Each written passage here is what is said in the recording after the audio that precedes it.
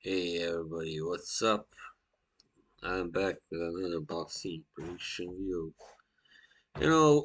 Now cons- considered something. I've thought about something. I've noticed that whenever I posted a video with this title, boxing predictions, it didn't do so well as when I posted a video with the title with the name of the boxers in question, the names. So I'm wondering, should I stop calling this the buzz boxing predictions because it seems people are not so interested.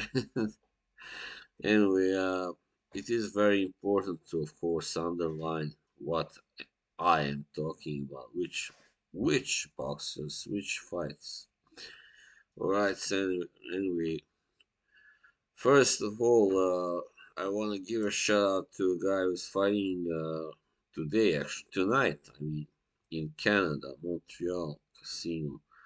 Steve Claggett. Hello. Yeah, he's a nice guy. I watched him on a podcast not that long ago. Yeah, after his victory over Felix Verdejo. Very impressive victory. He's a really nice guy, obviously. And we exchanged a few words. I wasn't interviewing him, but I was anyway in the chat and yeah, texting. So and he struck me as a really pleasant, nice guy. So he's fighting a guy called his name is Madueno, Miguel Madeno. Yeah. So this is in a so-called some will call in super lightweight or light welterweight, whatever division. Yeah. So Madueno, sorry. He's got one loss and 30 wins and 28 by knockout. So wow, he's quite a puncher. But his only loss came in his biggest fight so far against Jezreel Corrales. All right, yeah, where he had him down in the first round, but then lost on points. All right. So this is scheduled for 10 rounds for the North American Boxing Federation title. This is bound to be a really, a slugfest, knowing also how Claggett fights. He's an offensive guy. He's not a fancy Dan, as they used to call him. Not a, technical boxer, but a real pressure fighter. A warrior. He's a warrior. I also believe he's got some Native American heritage, and yeah, which furthermore adds to his warrior credentials, you might say. Yeah. So this he has been on a really great run lately. I mean, he also. Sorry, it wasn't Verdejo. It was Alberto Machado that he stopped. All right. Sorry. Yeah. And he beat Carlos Sanchez only 2 months ago to defend the NABF title, which he won against Alberto Machado. Actually, all right. So this is, I guess, it is a dangerous fight for him, and the guy is fighting a lot younger, 25 only, and Claggett is getting up there when in the age where boxers start to slow down. He's 34, but still it's all right, but he has had quite a few fights as well, like 45 actually, 36 wins, 7 losses, 2 draws. But hey, he has only been stopped once early on in his career. Yeah, very long ago. His first loss actually. He had the guy down twice. First in round three, I see he was fighting away in the Philippines, so I don't know what happened. I didn't see him fight. So Mr. Claggett, he also lost to some really good fighters like Konstantin Ponomarev and Chris Van Heerden, when he was still, prime. Yeah, so the other side of me, he who Bliss Jr. Well, yeah, I've heard of him. Yeah, so but he hasn't lost now for the last 2 years and one, two, three, 7 fights. He's won his last 7 fights. So yeah, as I said, this can go either way when you have two pressure fighters, two punchers. Madeno is the one that looks like the bigger puncher on paper, definitely.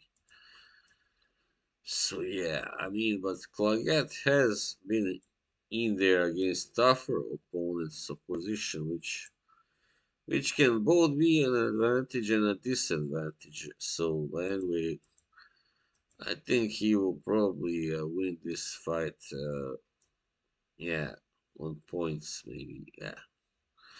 All right, and on Thursday, this is unusual. We got Shakur Stevenson fighting. Wow, this is interesting. Shakur Stevenson, one of the best young fighters, is fighting Edwin de los Santos from Dominican Republic. It's the lightweight division, of course. Shakur, and the vacant WBC title is online. Wow, not bad. So this is the undercard of the fight that I will, predict after this. So Shakur Stevenson is just amazing. This kid can box, man. It's unbelievable. He's also, he can hit as well. But he's more like, an accumulation puncher. So far he's got 10 knockouts of 20. So 50%, of course. But yeah, his last fight he stopped that guy who was unbeaten actually, Shuichiro Yoshino. Wow, in 6 rounds. So maybe now he started to really discover his power. Same as, for instance, Terry Norris didn't have that many knockouts early on his career. Didn't have many at all. But then he started just knocking out people, left and right, and that's what can happen. Early on. Not that everybody learns to maximize their punching power right away. And for some, having to make a weight that's of course, no longer really comfortable for them.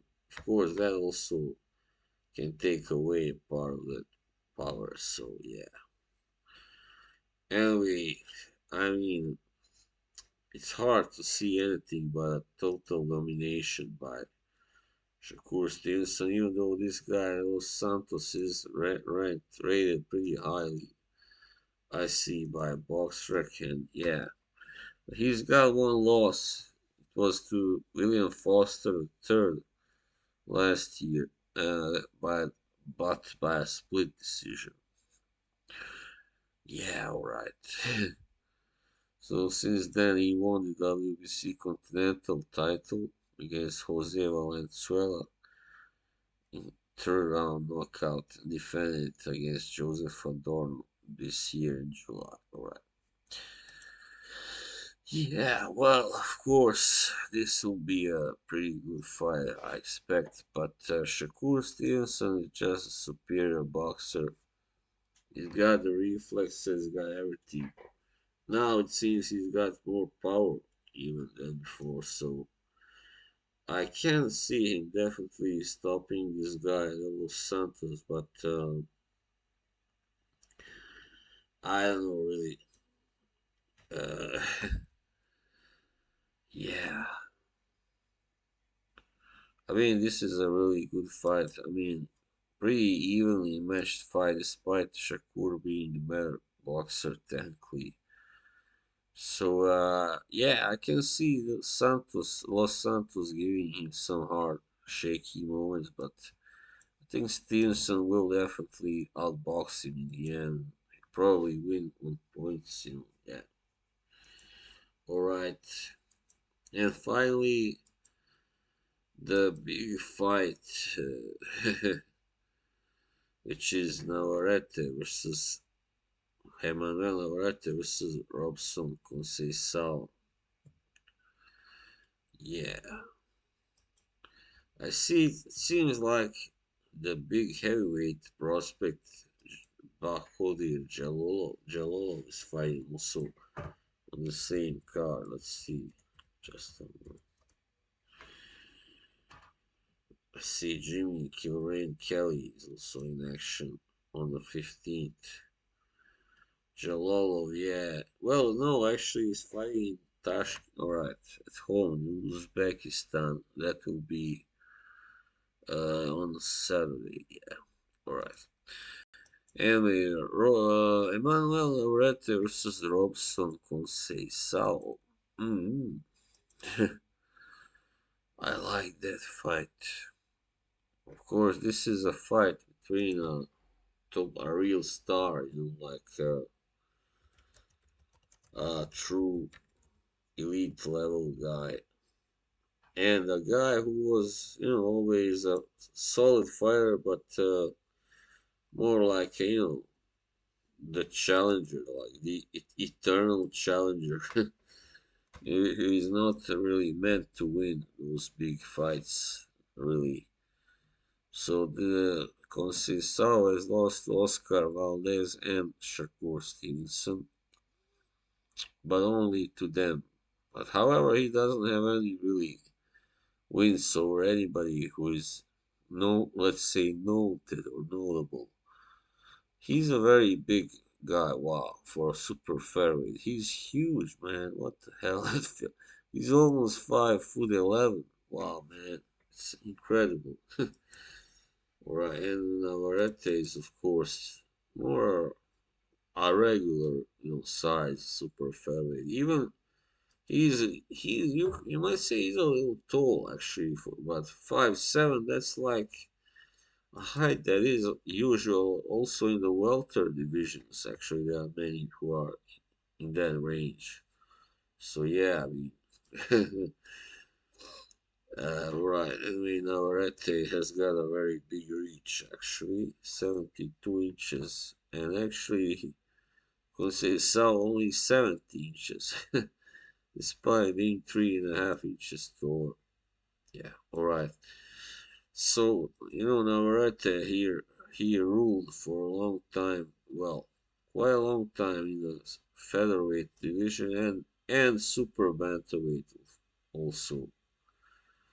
So let's see how many world title fights he has won so far.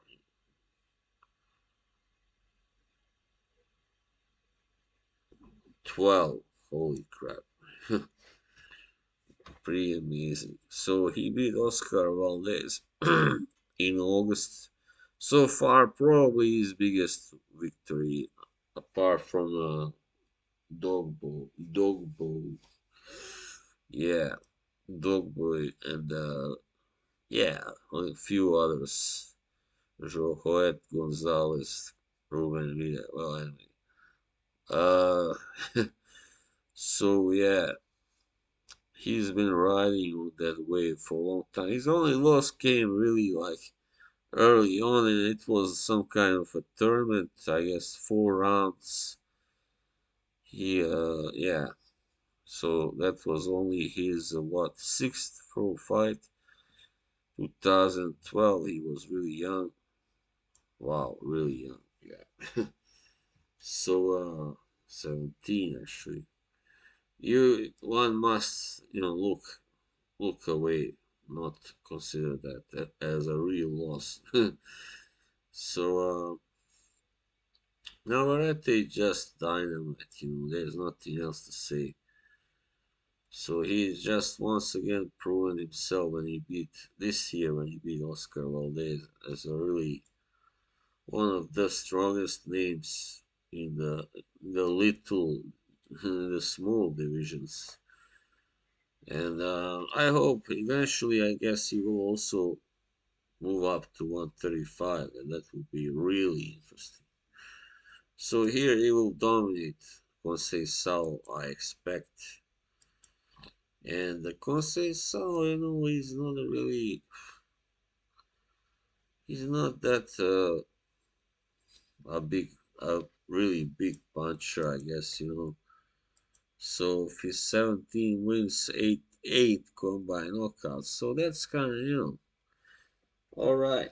You know, not that bad, but still not the percentage of a true puncher. And I guess even sometimes some guys can have less knockouts than, their power is with that way because of various reasons. But anyway, I don't think he's a really, really big puncher. And Navarrete at this weight isn't either, I guess, but still he has enough power and anyway to stop anybody if he lands enough. Yeah, but I don't know if he will stop. Probably not. This will probably go distance too. However, now that I'm thinking about it, I have a slight feeling like it may not go distance, but in that case, it will last probably at least 10 rounds, 10 or 11. So let's, for fun's sake, put that down as a prediction, alright? Because the other two I had as decision wins. So, anyway, alright, so that would be it for this time, alright? Thank you all for watching and don't forget to follow me for more. See you. Bye.